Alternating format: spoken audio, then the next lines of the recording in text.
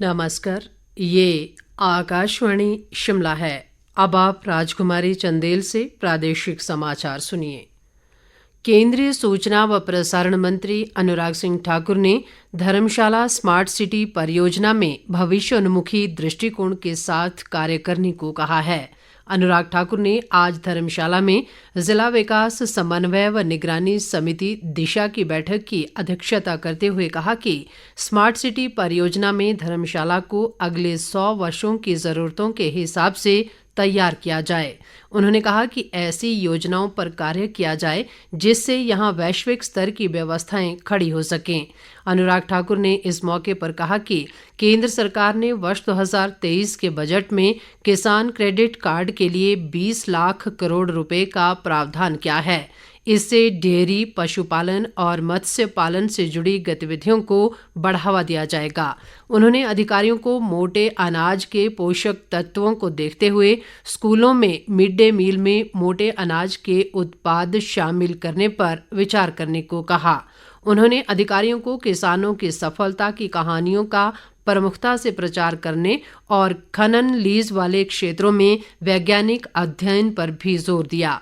बैठक में सांसद किशन कपूर और इंदु गोस्वामी तथा विधायक भवानी सिंह पठानिया व रणवीर निक्का ने भी विकास कार्यों को लेकर सुझाव दिए। प्रदेश कांग्रेस अध्यक्ष प्रतिभा सिंह ने कहा है कि छत्तीसगढ़ में आयोजित पार्टी का 85वां अधिवेशन पूर्ण रूप से सफल रहा।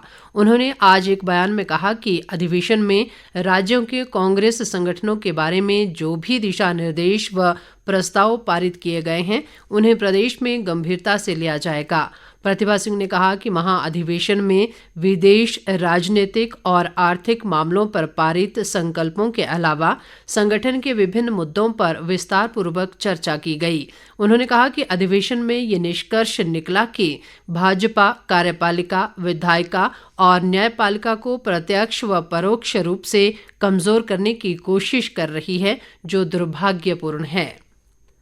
राष्ट्रीय कृषि व ग्रामीण विकास बैंक नाबार्ड के क्षेत्रीय कार्यालय शिमला द्वारा अंतर्राष्ट्रीय महिला दिवस के उपलक्ष्य में आयोजित स्वयं सहायता समूह व कृषक उत्पादक संघ के उत्पादों की प्रदर्शनी आज शिमला के रिज मैदान पर आरंभ हुई।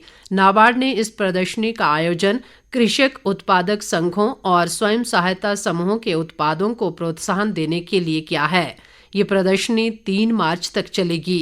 प्रदर्शनी में शॉल, पट्टू, टोपी, सदरी, आचार, शहद और अन्य प्रकार के खाद्य उत्पाद बिक्री के लिए रखे गए हैं।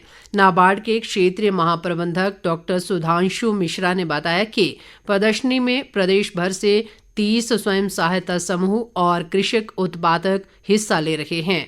उन्होंने कहा कि शिमला में बीते कई सालों से इस तरह की प्रदर्शनियों का आयोजन किया जा रहा है और इनमें खासतौर पर महिला स्वयं सहायता समूहों द्वारा तैयार किए जा रहे उत्पादों को बिक्री के लिए रखा जाता है।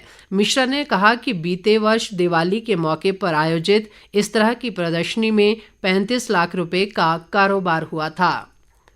किन्नौर जिला मुख्यालय रिकांगपिओ में आज कर्मचारी महासंघ ने अंतर्राष्ट्रीय एनजीओ दिवस का आयोजन किया। इस मौके पर आयोजित कार्यक्रम की अध्यक्षता उपायुक्त तोरुल एस रवीश ने की। उन्होंने इस मौके पर कर्मचारियों की सभी मांगों पर सहानुभूतिपूर्वक विचार करने और उन्हें पूरा करने का आश्वासन दिया। उन्होंने इस मौके पर महासंघ का फेसबुक पेज भी लॉन्च किया। महासंघ ने कर्मचारियों को उपायुक्त कार्यालय में कॉमन रूम उपलब्ध करवाने के लिए जिला प्रशासन का आभार जताया।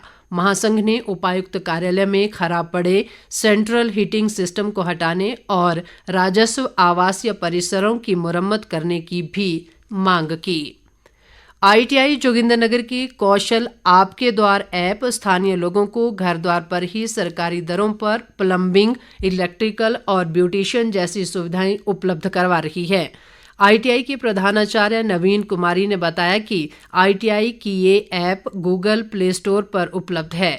वर्तमान में इस ऐप के माध्यम से ITI के 8 किलोमीटर के दायरे में इस सुविधा को शुरू किया गया है। भविष्य में तकनीकी शिक्षा विभाग के सहयोग से इस ऐप को पूरे प्रदेश में लॉन्च किया जाएगा ताकि लोगों को सरकार द्वारा निर्धारित दरों पर ये सभी सुविधाएं आसानी से उपलब्ध हो सकें। इसके साथ ही ये समाचार बुलेटिन समाप्त हुआ। नमस्कार।